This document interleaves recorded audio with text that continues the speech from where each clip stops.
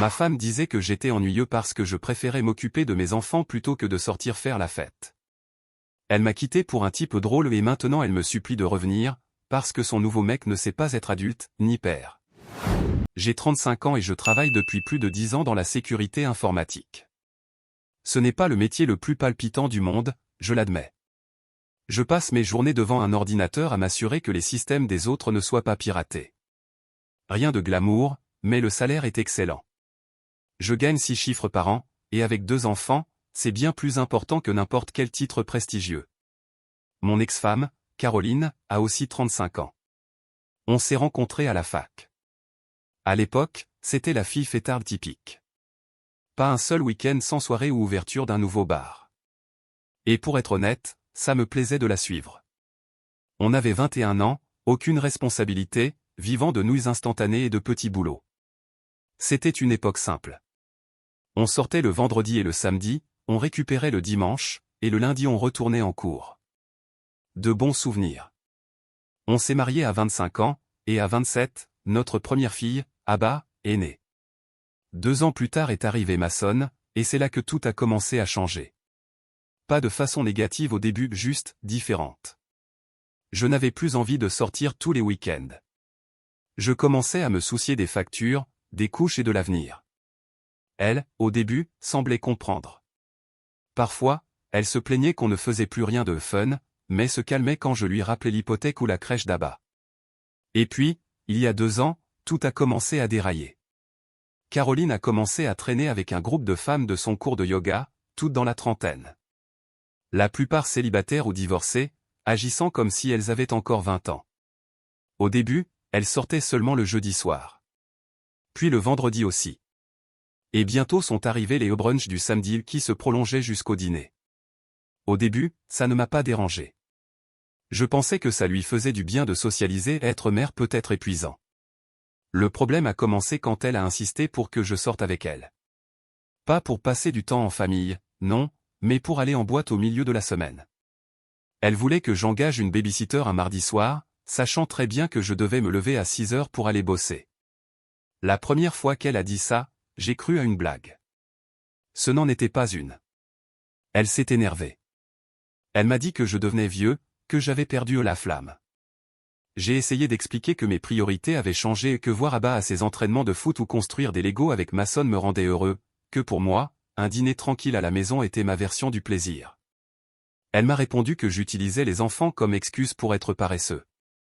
Cette phrase m'a fait mal. À partir de là, les disputes sont devenues constantes. Chaque week-end, un nouveau prétexte. Et il y a un nouvel endroit en centre-ville. Tout le monde y va. Hunter a un ami d'Igil, il nous a invités dans un bar secret. Mes amis emmènent leur mari à un festival. Pourquoi tu ne peux pas être plus amusant? Et oui, Hunter. Il a été l'élément déclencheur. Un gars de 28 ans, barman dans un bar branché, qui conduisait une BMW louée et partageait un appart avec 3 colocataires. Il vivait dans le chaos, mais selon Lorraine, l'amie de Caroline, il était palpitant et il savait profiter de la vie. Hunter a commencé à fréquenter le groupe quelques mois avant la catastrophe. Il avait toujours une histoire à raconter, une fête folle ou un voyage improvisé. Tout était façade à un personnage de réseau social, plein d'esbroufs, sans profondeur. Mais Caroline s'est laissée séduire. Elle a commencé à parler de lui tous les jours. Hunter dit qu'il faut vivre l'instant présent. Hunter nous a appris à ne pas avoir peur d'être jeune. Jeune. On avait 35 ans, 2 enfants et une hypothèque. La jeunesse avait déjà fait son temps.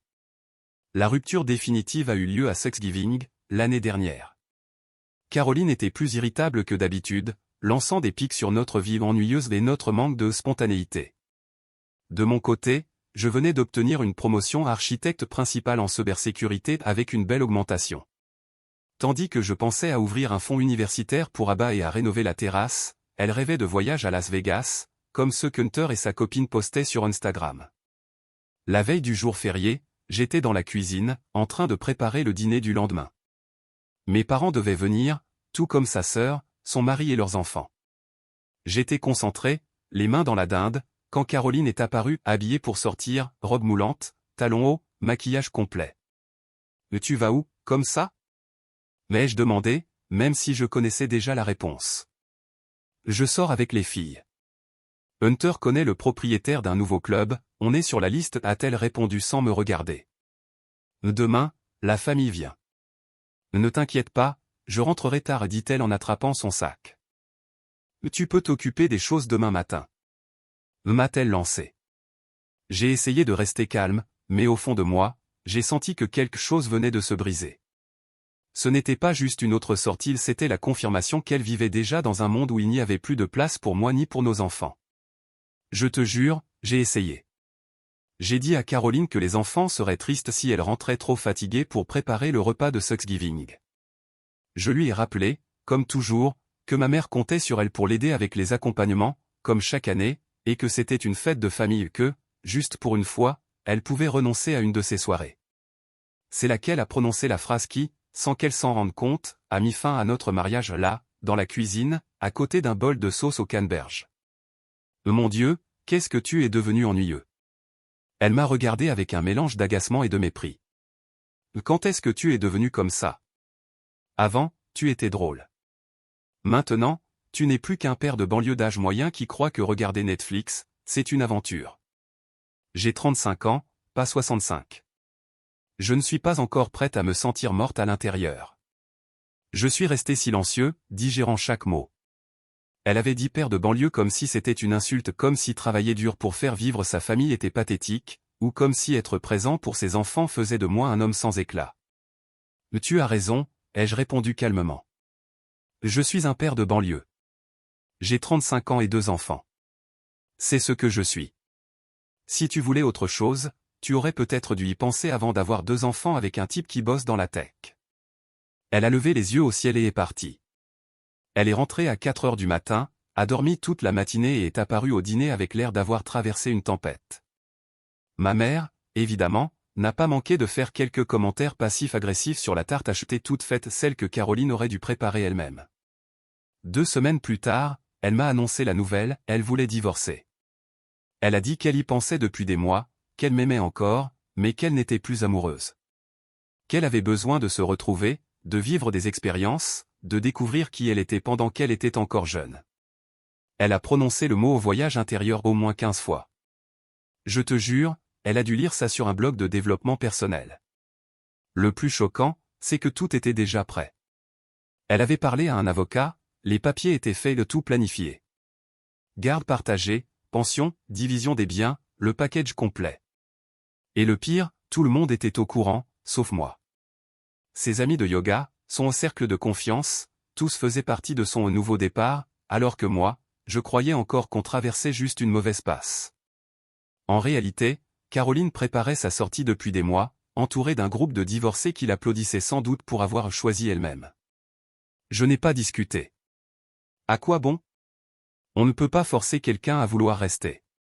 J'ai accepté une médiation plutôt qu'un procès. Nous avons convenu d'un calendrier de garde, les enfants seraient avec moi en semaine, et avec elle le week-end. J'ai laissé la maison à Caroline, même si je continuais à payer la moitié de l'hypothèque pour que les enfants gardent le même niveau de confort. Mon avocat trouvait ça raisonnable. Je me suis installé dans un appartement de 2 chambres, près du travail, et franchement, ce n'était pas mal. C'était calme, propre et surtout, enfin, sans tapis de yoga éparpillés partout. 2 semaines après mon départ, Caroline a fait emménager Hunter. 2 semaines. Nos enfants demandaient encore quand papa reviendrait, pendant qu'elle vivait déjà avec un type si jeune qu'on aurait pu le prendre pour son grand frère. Mais évidemment, c'était moi, l'ennuyeux. Les enfants l'ont détesté dès le début. Abba, 8 ans, avec une lucidité que bien des adultes n'ont pas, m'a demandé pourquoi l'ami de maman était toujours là. Mason, 6 ans, s'est contenté de dire que Hunter sentait bizarre et refusait de manger ce qu'il cuisinait. Les enfants remarquent tout toujours. Le premier mois a été, disons, tragicomique. Caroline n'arrêtait pas de publier sur les réseaux à propos de sa nouvelle vie et du fait de vivre la meilleure version d'elle-même. Des photos en boîte, au restaurant, à des concerts, des festivals et bien sûr, Hunter était sur presque toutes, casquette à l'envers et sourire d'adolescent éternel. Ma publication préférée? Une où elle écrivait qu'il faut s'entourer de gens qui reflètent notre énergie, pendant qu'on voyait Hunter dormir sur une chaise de plage à l'arrière-plan à 2 heures de l'après-midi. Mais curieusement, sur aucune de ces photos, on ne voyait les enfants. Bizarre, non? Apparemment, sa meilleure ville ne comprenait pas ses propres gosses. Quand j'allais les chercher le dimanche soir, ils étaient épuisés. Abba m'a raconté que la plupart du temps, ils restaient chez leur grand-mère maternelle parce que maman et Hunter étaient fatigués de sortir. Mason, lui, disait qu'Hunter passait la journée à jouer aux jeux vidéo et demandait le silence parce qu'il avait la gueule de bois. Un vrai modèle de père de l'année, sans aucun doute. 3 mois plus tard, tout a commencé à s'effondrer. Ce vendredi soir-là, Caroline m'a appelé en pleurs. Hunter avait utilisé sa carte de crédit pour une urgence et l'avait vidée, achetant du matériel de DJ pour lancer sa carrière musicale. Le premier signe que les choses tournaient mal est arrivé quand Caroline m'a appelé un après-midi, d'une voix à la fois nerveuse et honteuse, pour me demander si je pouvais payer sa part de l'hypothèque juste pour ce mois-ci. Je suis resté silencieux quelques secondes, essayant d'assimiler ce que je venais d'entendre. C'était surréaliste de l'entendre me demander de l'aide financière, alors que quelques mois plus tôt, elle avait tout quitté pour cette vie amusante avec Hunter. J'ai répondu calmement, sans hausser le ton, même si chaque mot pesait une tonne. Ça ressemble plutôt à un problème de Hunter, pas au mien. Elle n'a rien dit. J'ai seulement entendu sa respiration tremblante avant que la ligne ne se coupe. Je ne sais pas comment elle a réglé ce paiement. Peut-être, comme souvent, en demandant de l'aide à ses parents. Mais la vérité, c'est que ce n'était que le début d'une longue série d'erreurs qui allait la conduire à un endroit dont elle ne saurait plus sortir. Le 4e mois après le divorce a marqué un tournant. Hunter a eu un accident avec la voiture de Caroline. Pas d'alcool, pas de drogue, juste de l'irresponsabilité. Il avait décidé de répondre à des messages en conduisant. L'assurance n'a rien couvert, évidemment, puisqu'il n'était même pas inscrit sur le contrat. Cette même nuit, Caroline m'a rappelé. « Je ne sais pas quoi faire », sanglotait-elle. « J'ai besoin d'argent pour payer la franchise, sinon je ne peux pas aller au travail. » J'ai soupiré. Ce n'était pas de la cruauté, juste de la lassitude. Demande à Hunter. Il est si spontané, si libre. Je suis sûr qu'il trouvera une solution. Elle a raccroché sans rien dire. Mais je savais qu'elle trouverait encore un moyen, parce que Caroline avait toujours su se faire sauver. Mais la suite fut bien pire. Au 5e mois, l'histoire a pris des airs de tragédie et de comédie. Un après-midi, une fille d'environ 23 ans s'est pointée devant la maison en criant que Hunter lui devait 3 mois de loyer et qu'il lui avait volé sa PlayStation. Caroline a dû appeler la police. Ce soir-là, ma fille Abba m'a appelé en pleurs. Elle disait qu'il y avait des gens méchants et qui criaient devant la maison. C'est le genre d'angoisse qu'aucun père ne devrait entendre. Ma voix tremblait pendant que j'essayais de la rassurer. Le lendemain matin, j'ai déposé une demande de garde d'urgence. Je ne pouvais pas laisser mes enfants vivre au milieu de ce chaos. Le 6e mois a été le point de rupture. Caroline, qui travaillait dans le marketing et occupait un bon poste, avait commencé à arriver en retard ou en gueule de bois à ses réunions. Ses performances ont chuté, et l'entreprise l'a placée sous plan de redressement. Elle m'a appelé, désespérée. « Je ne peux pas perdre mon travail. J'ai besoin que tu gardes les enfants quelques jours, le temps que je me reprenne. » Je croyais que j'étais trop ennuyeux pour comprendre ton nouveau style de vie, ai-je répondu, d'un ton calme que j'ai eu du mal à garder. Et j'imagine que maintenant, tu vas devoir t'en sortir seul. Malgré tout, j'ai accepté de garder les enfants. Pas pour elle et pour eux. Ils avaient besoin de stabilité, de routine, de quelqu'un qui ne disparaissait pas après une nuit de fête. Pendant ce temps, Hunter poursuivait sa propre quête spirituelle. Il avait quitté son boulot de serveur parce que, selon lui, ça ne le nourrissait plus. Il avait décidé de lancer un podcast sur le fait de vivre le moment présent et de se connecter à l'univers intérieur. Il avait 12 abonnés dont sa mère. Il dépensait l'argent de Caroline en micro, en formation, en mentor et en toutes sortes de bêtises censées faire de lui un créateur de conscience. C'était, en somme, un parasite habillé en gourou zen. À partir du 7e mois, mes enfants ont commencé à me demander ouvertement de rester avec moi à temps plein. Abba m'a dit qu'elle ne voulait plus aller chez sa mère parce que Hunter était bizarre et fainéant. Mason m'a confié qu'Hunter mangeait tous les bons goûters et faisait souvent pleurer maman. Entendre ça m'a brisé. Peu importe ce qu'elle m'avait fait, Caroline restait la mère de mes enfants et c'était douloureux d'imaginer l'image qu'il se faisait d'elle. Le 8e mois, tout s'est effondré. Un mardi soir, vers minuit, on a sonné à ma porte. Quand j'ai ouvert, c'était Caroline. Elle était méconnaissable, cernes profondes, cheveux en bataille, vêtements informes. La femme que j'avais épousée il y a 10 ans n'existait plus. J'ai fait une erreur. A-t-elle murmuré, incapable de me regarder. Je l'ai fait entrer. J'ai préparé du café, et pendant que l'odeur emplissait la pièce, elle s'est mise à parler entre deux sanglots. Elle m'a raconté qu'Hunter la trompait avec une fille de 22 ans, serveuse dans le bar où il travaillait avant. L'histoire durait depuis des mois, et Caroline l'avait découvert parce que la fille avait posté des photos sur les réseaux sociaux prises dans sa maison. Dans son lit. Le même lit que Caroline et moi avions acheté pour notre 5e anniversaire de mariage. Mais ce n'était même pas le pire. Hunter lui volait de l'argent dans son sac, des bijoux dans la chambre, et avait même ouvert des cartes de crédit à son nom. Elle était noyée dans les dettes, son crédit détruit, et la maison sur le point d'être saisie. La raison ? Hunter l'avait convaincu d'arrêter de payer les mensualités pour partir en vacances à Cabo. Pendant le voyage, pendant qu'elle dormait ivre, il avait couché avec 2 autres femmes. Je ne sais plus quoi faire. Sanglotait-elle. J'ai besoin d'aide. Et oui, une partie de moi a eu pitié. Personne ne mérite d'être utilisé de cette façon. Mais je savais aussi qu'elle avait choisi cette route. Elle avait troqué la stabilité pour l'excitation, l'engagement pour l'aventure. Et cette aventure était en train de la dévorer vivante. Parle à ton avocat, ai-je fini par dire. Celui que tu avais engagé pour divorcer de moi. Peut-être qu'il pourra t'aider. Je ne peux pas le payer, a-t-elle murmuré. Je ne peux plus rien payer. Je vais perdre la maison. C'est dommage, ai-je simplement répondu. Elle m'a regardé, attendant que je fasse ce que j'avais toujours fait, l'aider, arranger les choses, la sauver de ses propres erreurs. Mais cette époque était révolue. Je n'étais plus son sauveur, ni sa solution. Les enfants peuvent rester avec moi jusqu'à ce que tu te remettes sur pied, ai-je ajouté. Elle s'est remise à pleurer, mais a accepté. Elle n'avait plus le choix. Peu de temps après, Hunter a disparu, il a bloqué Caroline sur tous les réseaux et est parti vivre avec la serveuse. Dans la nouvelle version de l'histoire, Caroline était l'ex-folle qui le harcelait. Pendant ce temps, elle est retournée vivre chez ses parents. Son père, qui m'avait toujours trouvé ennuyeux, a fini par lui dire qu'elle avait été stupide de me quitter. Sa mère, elle, répétait simplement qu'elle aurait dû penser aux enfants avant. Le divorce avait maintenant 1 an.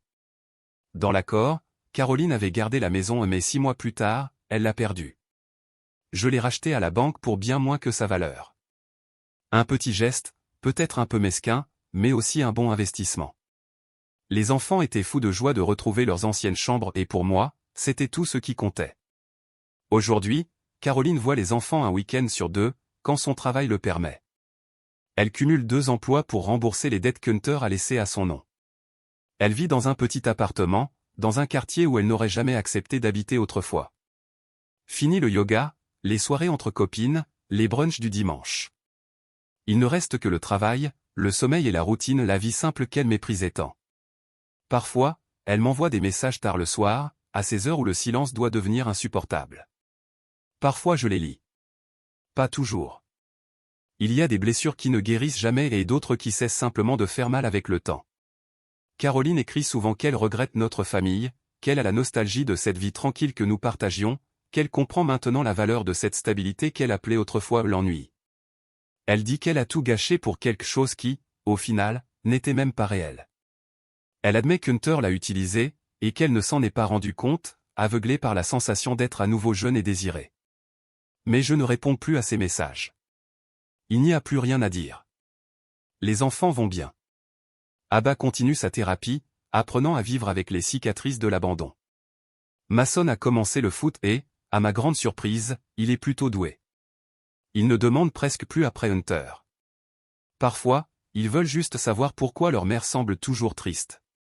Je leur dis que, parfois, les adultes prennent des décisions qui ne se passent pas comme prévu, c'est la version la plus douce que je puisse leur offrir. Les amis de yoga de Caroline ont disparu comme par magie. Étonnant, n'est-ce pas? Quand elle organisait des fêtes et payait les tournées, tout le monde parlait de sororité et d'énergie positive.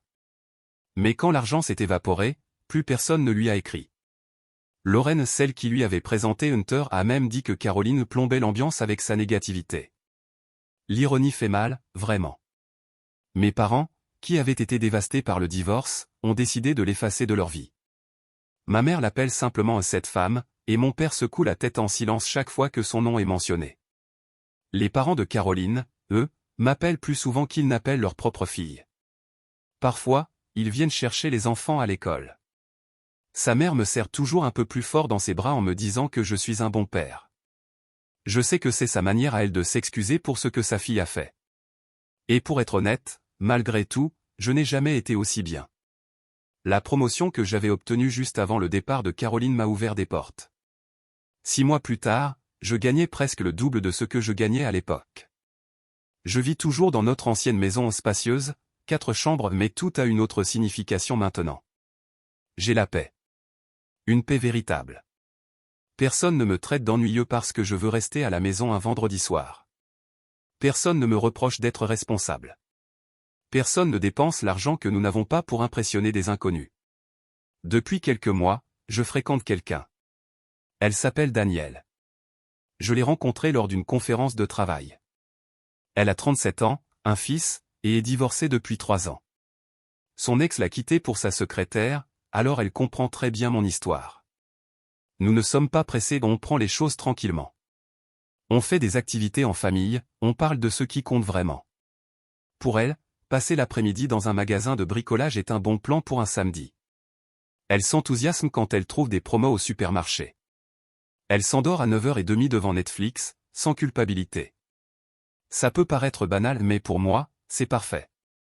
Absolument parfait. Caroline a appris l'existence de Daniel quand elle est venue chercher les enfants un week-end, et Kaba l'a mentionné. Je me souviens encore de son expression, un mélange de surprise, de jalousie et de tristesse contenue comme une gifle silencieuse. Elle a essayé de dissimuler, a demandé d'un ton léger qui était Daniel, depuis combien de temps nous sortions ensemble, et si c'était sérieux. Abba, avec la franchise désarmante des enfants, a répondu. Elle est super gentille. Et elle ne crie jamais sur papa quand elle est fatiguée. Ce soir-là, Caroline m'a appelé. C'était la première fois depuis des mois qu'elle m'appelait. Jusqu'ici, elle ne faisait qu'envoyer des messages. Elle voulait tout savoir, qui était Daniel, si la relation était sérieuse, si elle passait beaucoup de temps avec les enfants. Et puis, elle a lâché l'inattendu. J'ai réfléchi. Peut-être qu'on pourrait réessayer. Pour les enfants. Ils ont besoin de leurs 2 parents ensemble. J'ai ri. Pas d'un rire cruel, non, ce rire incrédule qui vous échappe quand vous entendez quelque chose d'absolument absurde. Caroline, ai-je dit, tu m'as quitté parce que j'étais ennuyeux. Parce que je n'étais pas drôle. Parce que j'ai préféré être un père présent plutôt qu'un homme de fête. Rien de tout ça n'a changé.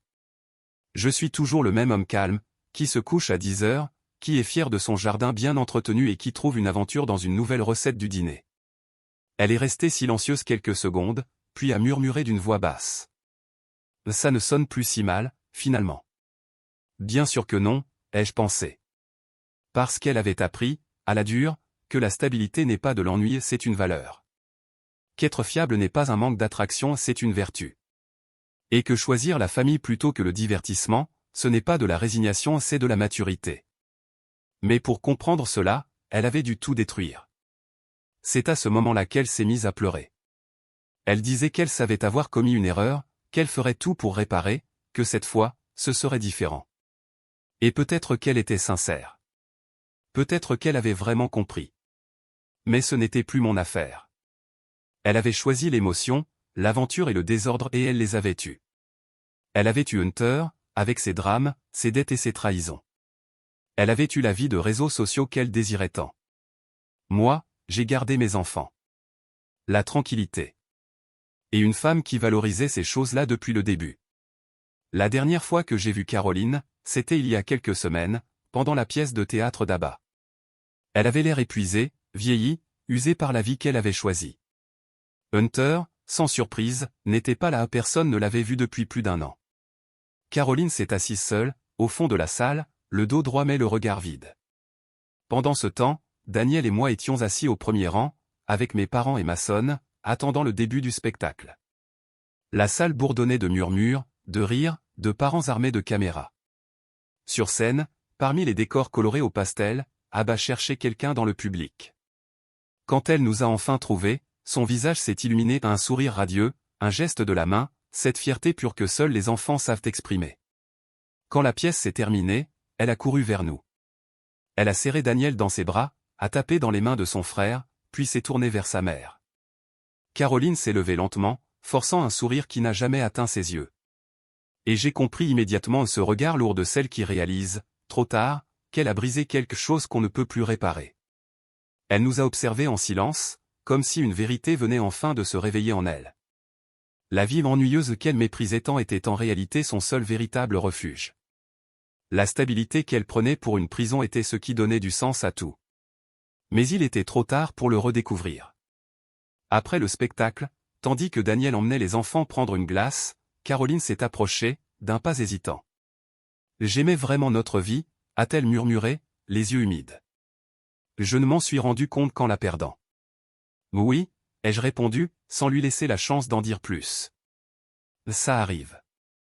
J'ai vu à son visage qu'elle voulait continuer. Je suis sûr qu'elle avait préparé tout un discours sur les secondes chances, sur le bien des enfants, sur le pardon. Mais je n'étais plus cet homme prêt à écouter des promesses vides. Je lui ai dit au revoir calmement, et je suis parti rejoindre ma famille. Ma vraie famille, celle qui ne fuit pas quand la vie devient monotone. Avec le temps, j'ai compris que les signes avaient toujours été là. Le mécontentement déguisé en indépendance. Les sorties de plus en plus fréquentes. Les comparaisons avec des couples plus excitants. Tout faisait partie du même schéma, une crise déguisée en quête personnelle, mais qui, en réalité, n'était qu'une peur du silence. Les gens croient pouvoir fuir d'eux-mêmes en changeant de décor, sans comprendre que leur vide intérieur les suit partout. Et quand c'est la personne que tu aimes, tu ne le vois pas. Tu sens juste qu'elle s'éteint, qu'elle s'éloigne sans raison. Tu essaies de compenser et d'être meilleur, plus drôle, plus compréhensif, mais on ne peut pas rivaliser avec une illusion. On ne peut pas battre ce qui n'existe que dans la tête de l'autre. Je n'ai pas été assez pour Caroline. Mais je le suis et je le serai toujours pour Abba, pour Mason et pour Daniel. Ils savent que la stabilité n'est pas de l'ennui. C'est la paix. C'est mon histoire. Ma femme m'a quitté parce qu'elle me trouvait trop ennuyeux. Elle a choisi une vie de fête avec un homme 7 ans plus jeune et elle a fini les mains vides. Pendant ce temps, j'ai continué mon chemin. J'ai élevé mes enfants. J'ai construit une vie avec une femme qui valorise la tranquillité. Et j'ai appris à trouver la satisfaction dans les choses simples. Je dors profondément chaque nuit, à 9h30, sans remords ni rancune. L'ironie est brutale. Ce que Caroline croyait être une prison était en réalité ce qui la gardait entière. Elle a dû tout perdre pour comprendre, mais quand elle l'a réalisé, il n'y avait plus de place pour elle. J'étais déjà avec quelqu'un qui appréciait ce que j'ai toujours été, sans jamais vouloir me changer. La leçon est simple. Si quelqu'un te dit que tu es ennuyeux, laisse cette personne partir. Parce que parfois, son excitation n'est qu'un chaos déguisé en aventure. Mais l'histoire ne s'est pas arrêtée là. Le pire restait à venir quand Caroline a essayé de revenir, enveloppée dans des gestes désespérés. 3 mois après la pièce d'école, Caroline a commencé sa campagne silencieuse pour regagner du terrain. Elle n'osait pas s'approcher directement, l'orgueil pesait encore plus lourd que le remords. Alors, elle a décidé d'utiliser les enfants comme intermédiaires. Elle a commencé à leur offrir des cadeaux coûteux, des choses qu'elle ne pouvait clairement pas se permettre, tablettes, consoles, vêtements de marque. Abba est revenu d'un week-end avec un nouvel iPhone. 8 ans. 8. Quand je lui ai demandé quel sens cela avait d'offrir un téléphone pareil à une enfant, Caroline m'a répondu qu'Abba méritait de belles choses et que j'étais trop contrôlant pour remettre ça en question. Bien sûr, parce que protéger sa fille et éviter qu'elle ait un accès libre à Internet, c'est un crime. J'ai dû endosser le rôle du méchant. J'ai rendu la plupart des cadeaux et expliqué aux enfants que leur mère les aimait, mais que parfois, les adultes prenaient des décisions impulsives. Abba a compris. Mason a seulement demandé s'il pouvait garder la PlayStation et je l'ai laissé faire. Après l'année qu'il avait eue, il méritait bien un peu de joie. Avec le temps, Caroline a commencé à apparaître partout où elle savait que nous serions un match, réunion d'école, même rendez-vous médicaux. Soudain, elle était devenue la mère modèle, du moins en apparence. Elle postait des photos sur les réseaux avec des légendes du genre « Rien n'est plus important que mes petits », tout en passant le match entier les yeux rivés sur son téléphone, ne relevant la tête que quand quelqu'un prenait une photo. Les autres parents le voyaient. Les regards compatissants étaient inévitables. Dans une petite ville, les histoires circulent vite. Elle était la mère qui avait quitté sa famille pour un gamin et qui s'était retrouvée seule. Et moi, le père qui avait tenu bon avec un sourire fatigué. Daniel, comme toujours, faisait preuve d'une élégance tranquille. Jamais un mot de travers, jamais de comparaison, jamais de reproche. Juste une présence constante. Quand Caroline lançait des piques passives-agressives, Daniel se contentait de sourire et de changer de sujet. Sa sérénité était mon encre. Le vrai point de rupture est arrivé il y a 4 mois.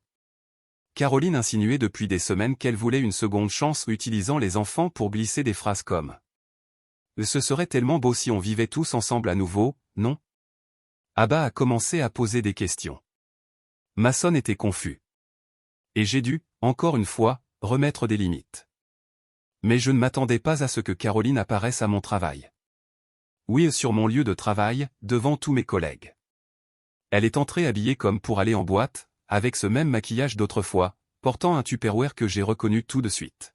« J'ai pensé que tu n'avais peut-être pas déjeuné, dit-elle à voix haute, assez fort pour que tout le monde entende. Tu te souviens comme tu aimais mon poulet à la parmesane ?» Le silence était glacial. Tout le monde faisait semblant de travailler, mais les regards parlaient d'eux-mêmes. Amber, du service comptabilité, s'est littéralement penché en avant pour ne rien rater. Travis, de l'équipe réseau, me regardait avec une expression mêlée de stupeur et de pitié, un regard qui disait tout « Qu'est-ce que c'est que ce cirque, mec ?» Je l'ai attrapée doucement par le bras et l'ai conduite dehors avant qu'elle ne fasse une scène encore plus grande. En marchant à travers le parking, sous le soleil qui se reflétait sur le pare-brise de sa voiture, j'en ai eu la certitude absolue. Cette femme ne faisait plus partie de ma vie. Je lui ai dit que ce qu'elle faisait était totalement inapproprié, qu'elle ne pouvait pas venir à mon travail sans prévenir, que nous avions fixé des limites pour une raison. Caroline s'est effondrée en larmes, là, au milieu du parking, disant qu'elle voulait juste me prouver qu'elle pouvait être l'épouse dont j'avais besoin. « Caroline, ai-je dit calmement, je n'ai pas besoin d'une épouse. J'ai déjà une compagne. Et tu n'es plus ma femme. C'était ton choix. » Elle a insisté qu'elle avait fait une erreur mais ce n'était pas vrai. Ce n'était pas un accident. C'était une décision consciente. Tu as engagé un avocat, signé les papiers, partagé nos biens et installé un autre homme dans notre maison. Ce n'était pas une erreur. C'était un choix. Et les choix ont des conséquences. Elle a essayé de m'embrasser là, devant tout le monde, pendant que Travis regardait depuis la fenêtre du 3e étage. Je me suis écarté si vite que j'ai presque trébuché. L'expression sur son visage, ce mélange d'incrédulité et de choc, je ne l'oublierai jamais, comme si elle ne pouvait pas comprendre que je ne l'aimais plus. C'est à cause de Daniel, a-t-elle lancé, avec ce ton mêlé de sarcasme et de jalousie qui l'avait toujours trahi. Elle n'est même pas si belle. Et là, j'ai revu la vraie Caroline. La même qu'avant. Cachée derrière les larmes et les mots doux superficiels, piquante, convaincue que tout tournait autour des apparences. Daniel est magnifique, ai-je répondu. Mais ce qui compte le plus, c'est qu'elle est stable, bienveillante et qu'elle ne fuit pas sa famille quand elle s'ennuie. Alors oui, en partie, c'est à cause d'elle. Mais surtout, c'est à cause de toi. Après ça, l'histoire s'est répandue dans toute l'entreprise. Les semaines suivantes ont été un défilé de commérages déguisés en curiosité bienveillante, de déjeuners amicaux qui n'étaient qu'un prétexte à potin. Amber m'a même demandé si Caroline et moi essayions de nous réconcilier. Quand j'ai dit non, elle a eu l'air déçue. Caroline, elle, a changé de stratégie. Elle a commencé à dire que je l'empêchais de voir les enfants. Que je les manipulais pour qu'ils la détestent. Certaines anciennes amies de Caroline du groupe de yoga, celles qui ne lui parlaient plus depuis plus d'1 an, ont soudain refait surface sur mes réseaux sociaux. Elles prétendaient que j'étais un narcissique et que je pratiquais l'aliénation parentale. J'ai dû faire intervenir mon avocat et tout montrer. L'accord de garde, les messages où Caroline me demandait de garder les enfants plus longtemps, et les emails où elle expliquait avoir d'autres plans. Quand elles ont reçu la notification d'une possible action en diffamation, elles ont disparu aussi vite qu'elles étaient venues, comme si elles n'avaient jamais existé. Mais le mal était déjà fait. À l'école, certaines personnes ont commencé à me regarder autrement. Quelques mères ont cessé d'inviter Abba à jouer, et un père m'a même demandé si c'était vrai que j'empêchais Caroline de voir ses enfants. Je lui ai montré le calendrier de garde sur mon téléphone. Il n'a plus rien dit. Daniel voulait parler à Caroline, mais je lui ai demandé de ne pas le faire. Je savais que Caroline s'enfonçait dans une spirale dont elle ne sortirait qu'en touchant le fond. Et cela n'a pas tardé. Il y a 2 mois, elle a perdu son 2e emploi. Elle travaillait dans un grand magasin et a été licenciée pour avoir utilisé sa réduction d'employés au profit de ses mêmes amis du yoga qu'il avait déjà abandonnés. Elle m'a appelé en pleurs, disant qu'elle ne savait pas comment payer le loyer, me demandant si je pouvais l'aider pour le bien des enfants. Demande à Hunter, ai-je répondu. Même s'il est probablement occupé à chercher sa prochaine victime. C'est cruel, a-t-elle dit, entre 2 sanglots. Cruel, c'était de dire à ton mari qu'il était ennuyeux et de le remplacer par un type que tu connaissais depuis 6 mois, ai-je répliqué. Ce que tu vis maintenant, ce sont juste les conséquences. Elle a raccroché. 1 heure plus tard, elle m'a envoyé un message pour me demander si elle pouvait dormir dans mon garage. Pas dans la maison, dans le garage. Je n'ai pas répondu.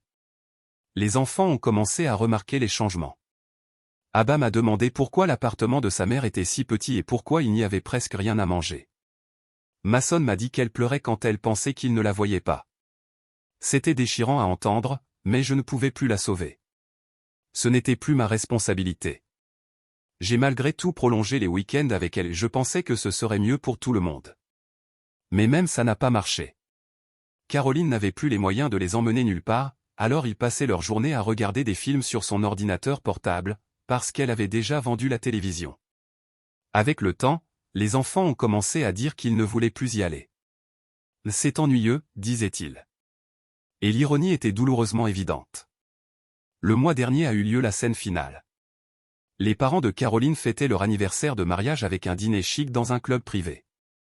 Sur la liste des invités, Daniel et moi figurions ensemble. Caroline, seule. C'était aussi gênant que je l'avais prévu. Elle était assise à la table des célibataires, entourée de cousins adolescents, pendant que nous étions à la table principale avec ses parents et les enfants. Pendant le repas, son père a fait un discours sur la valeur de l'engagement et l'importance de ne pas fuir devant les problèmes. Sa mère a ajouté qu'elle était heureuse de voir ses petits-enfants grandir entourés de figures stables.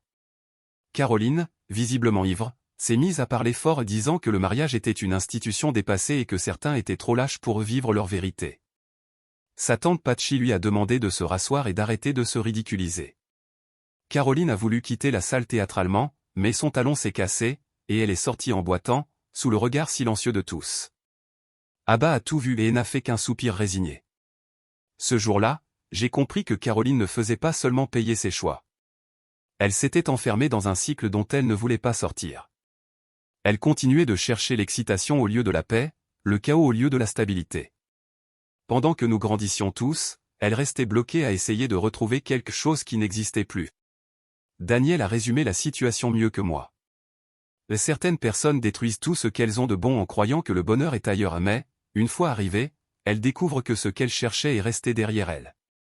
Caroline avait été une excellente mère avant le chaos, avant le yoga, avant Hunter. Elle était dévouée, douce, patiente. Elle organisait des anniversaires magnifiques, connaissait le nom de tous les amis des enfants, n'avait jamais manqué un seul événement d'école.